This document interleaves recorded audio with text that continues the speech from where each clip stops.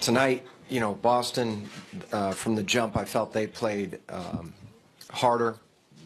Again, first quarter differential, similar to the other night. 7 turnovers to start that quarter, which is similar to the other night.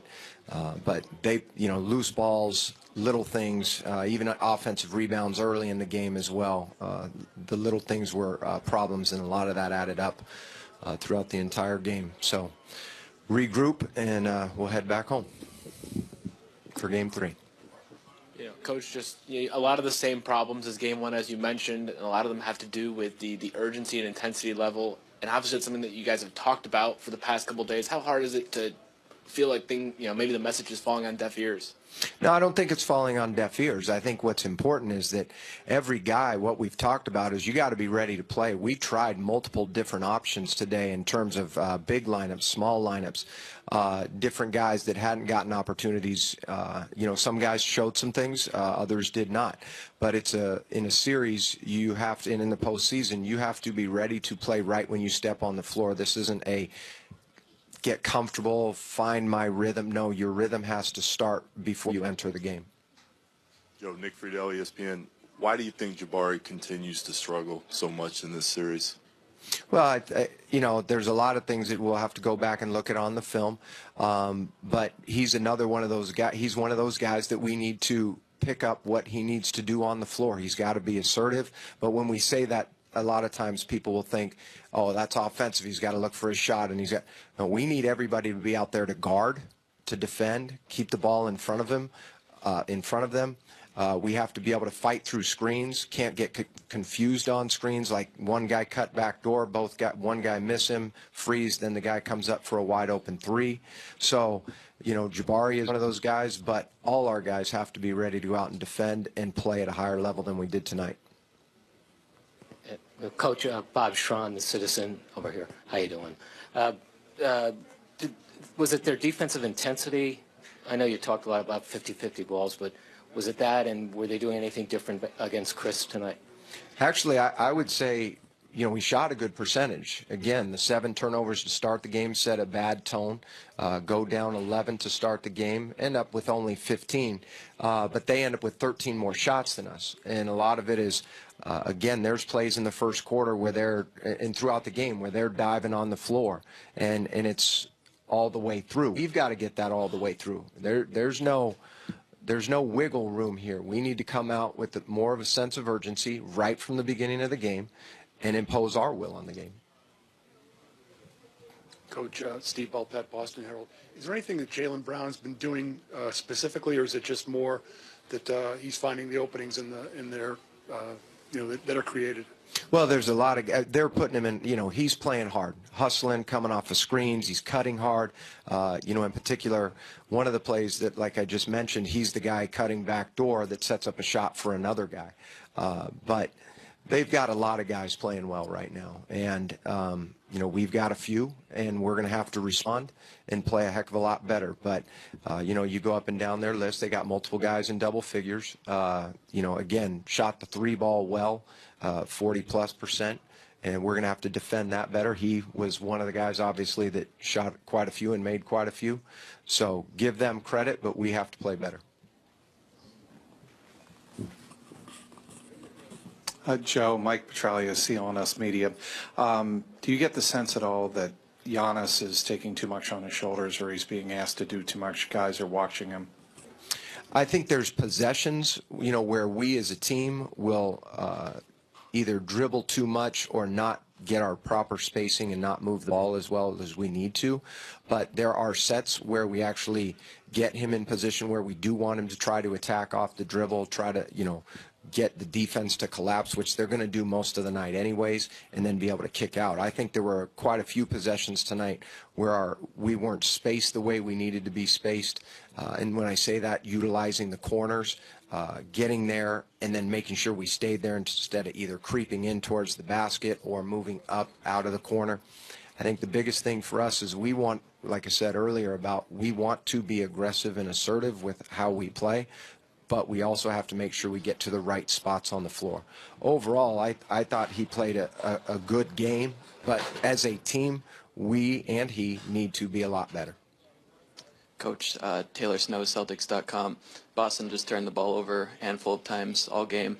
How much did their ability to take care of the ball factor into the result, and how do you guys be more disruptive on the defensive end moving forward? Well, so that's, the more shot attempts that we alluded to earlier, that's a big reason. We have 15, they have 5. We've got to do a better job. That's one of the things we do well. We disrupt teams' offenses with our length, whether it's steals, deflections. The other night we had a lot of those balls where we had tipped and didn't come up with them, but that's part of what we do. And we've, like I said, we have to be sharper. We have to take on individual challenges and guard our guys, but we also have to defend as a team as well. Kane Pittman, pick and roll. Joe, Chris obviously came off a great game in game 1, and he finished off well in the second half here, but he didn't get his first shot up until 6:17 to go in the first half. Is that something that you were actively aware of at the time and trying to get him a look, and what was the cause of that? Yeah, for our team, at the end of the day, I think Chris and Giannis played very well, shot the ball well. We shot 60% from the field. I think the biggest thing that we know Chris is going to find his shots throughout the game because he's a versatile player. There are sets that we will call for him, and we'll get him, he'll get his shots and get his looks. And we do want to make sure that early in the game he is getting quality looks. That having been said, I don't think our offense was necessarily a huge problem. At times, we've got to move, as we alluded to, we have to move the ball better. We have to make sure that we're trusting our teammates and not playing in a crowd. We've talked about that. It's the other end of the floor where, like I said at the beginning, offensive rebounds, which weren't as big of a problem in terms of numbers, but 20 second chance points. Like I said, I think our defense has to get a lot better. Not saying that our offense doesn't, but our defense has to get a lot better. Malcolm Brogdon didn't play in the fourth quarter at all. Just what goes into that decision, and how can you, and kind of, since it's the last question, what did you think of Shabazz Muhammad's play tonight? Yeah, that's what I would say is Shabazz had a good stretch early. He's earning the right to be out there. I think in the second half, I would say he wasn't as good as he was, but overall I liked what I saw from him. Sterling, I thought, came in and did a really nice job for us while he was out on the floor. There were a few mistakes, things that we can address, and we will as a team. But I think, in general, our bench, we need somebody to come off, and we're trying to, like I said, we looked at multiple options, multiple combinations of players, trying to find some answers to a lot of the issues that we addressed.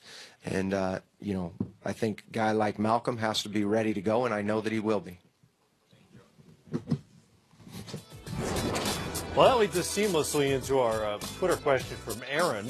What lineup changes do you think would most or best benefit the Bucks? And you heard Joe Prunty allude to a couple of rotation changes, if not lineup changes. Shabazz Muhammad came in, had 11 points off the bench after not playing in Game 1. Sterling Brown, who played 1 second of Game 1, spent nearly 9 minutes out there tonight. Well, I think one thing, and they did this in Game 1 with some success, so I'm surprised that they played as many minutes tonight as they did with a true center on the court. I think when they play with Giannis at the 5 and they play their best players, just play all 5 of your best players, they actually produce at a pretty high level. And this is not a series where Giannis can't stay out there for an extended period of time. There's really nobody that Boston wants to throw the ball to, with the possible exception of Horford. And they made a point of going to Horford. Al tried to be physical with Giannis, but they were still able to get stops, get out and run in transition. I think you'll see them do that some because their traditional bigs are probably the weak spot of their roster, along with the lack of playmaking and shooting that they have on the wing. Yeah, I don't look at it from a lineup standpoint.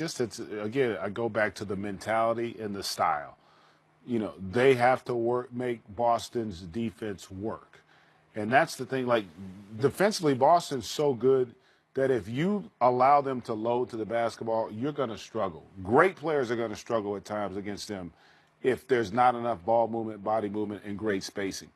And Milwaukee's really they're not a good passing team. And by passing, I don't mean that they can't get assists, but they don't move the ball to the point where it affects your defense, where it shifts your defense. It's like a pass, I try to get a shot, I can't get one, then I pass it. Right. That's not going to work against high caliber defense. So they've got to try to play earlier in the shot clock before the defense is set, and they've got to figure out more motion and better spacing within their offense. Their offense will allow them to defend better. You know, when you get good floor balance and you get good ball movement and you put pressure on the defense, that helps your defensive transition, you know, and your shot selection. They're not doing enough of that against a really well-coached Boston team that takes advantages of mistakes really as well as anybody in the league.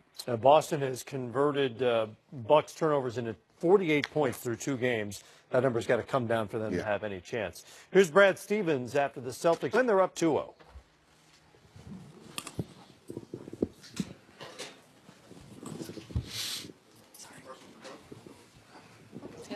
Brad, Bill Doyle, Worcester Telegram. I asked you about Greg Monroe before the game. Just what did you think about the way he played tonight as opposed to game 1? Yeah, I thought he was good. He missed film yesterday because he was sick, so I don't know if that was part of the reason why he struggled in game 1, but I thought he was really good today. Very active, very aggressive, played through him on offense. And then I thought defensively he got his hands on some balls, had a couple of blocks. Like he was very, very, alert what they were running. He was good. He was, I think, listed as questionable going into today, but he went through shoot around this morning, felt a lot better today, so we changed it to active. Coach Taylor Snow, Celtics.com. The team had just 3 turnovers after 3 quarters, and Terry, this is his 2nd straight game with 0 turnovers. What do you think was the key to the team's ability to take care of the ball? And then with Terry, why do you think he's been so strong in that area? We tried to talk about hitting singles a little bit better than we did the other day. I thought we tried to attack their set defense and their length without the ball getting to the other side of the court, and it's really hard to do that. It's really hard to get into the paint when they're set like that. So we tried to get to the other side of the court simply, and then once we did, I thought we did a good job attacking. A lot of guys did a lot of good things. Everybody was very secure with the ball today, though. Mark Murphy, Boston Herald. Brad, Shane in game 1 had a couple of rough moments with the ball early. Certainly turned it around tonight. Just how much did he swing things? He was very good. He's been great defensively 2 straight games now. And then offensively, I thought he found his rhythm. He attacked. Beat people off the dribble on a number of occasions, made plays for himself and others, and played really aggressively. The shot at the end of the 3rd was a big play from the standpoint of you go from 12 to 15, you get to start with the ball in the 4th. It's a huge difference. He made a ton of big plays, and defensively he's been great all year, but the last 2 games he's been very good. Brad, Steve Balpett, Boston Herald. You talked about the need for scoring. The past couple of games, Jalen has kind of stepped into that void. Can you just discuss his growth as we've seen in these first 2 games, being that kind of person? Well, I think Jalen loves the moment. I think he really appreciates the opportunity, to compete on this stage and at this level. And we've seen him against the better teams in the league all year be able to really raise his level in some of the biggest games. And, I think that, obviously he's gaining more experience by the minute, and, he lived quite a lot last year. And so, he's one of our more experienced guys in some ways in this setting, and he did a great job of, again, picking the right spots to attack tonight. I would say that obviously he's had a great year when you consider from a growth standpoint in almost every category from my eyes. And I thought defensively he was very good tonight. I mean, Middleton's a handful. And when Jalen made it as tough as he could on him, and obviously Middleton ended up with 25, and a lot of times that was against switches and different matchups. But, I mean, he's doing a great job on both ends for us. Brad, Jay King, The Athletic. When the Bucks went small with Giannis at the 5 the other night, you guys went small. Today you went big for a stretch with Monroe in there, and also used Gershon. When you go that big against them, especially their small unit, what are the keys for you, and what convinced you to go to that tonight? Well, I think it helps to do that when you're up 15 late. I think that the bottom line is that we knew we could post Monroe with whoever was going to guard him in that setting. And if they switch Giannis onto him, we could still post him, or we post Al against whoever the guard was that was guarding Al. So Al's ability to guard perimeter players and Gershon's ability to guard perimeter players, I think, gives us some flexibility there. Brad, Chris Mannix with Yahoo. Along those same lines, with so many guys coming in and out of the lineup in the last few weeks, or really all season, how valuable is a guy like Al in sort of establishing the connectivity out there on the floor, helping right away? Yeah, I mean, and Al is very locked into what's going on in the game. I mean, he's thinking about it at a high level. He, we switched his rotation in the second half so that he was going to be more of a 3-stint player instead of 2. And he is flexible as far as whatever you want to do, but he is really locked in to all the different matchups that he may have to guard, and number one being Giannis. I thought second game in a row, I feel like we did a great job on Giannis. He ended up 13 of 17 for 30 points. He's impossible to guard.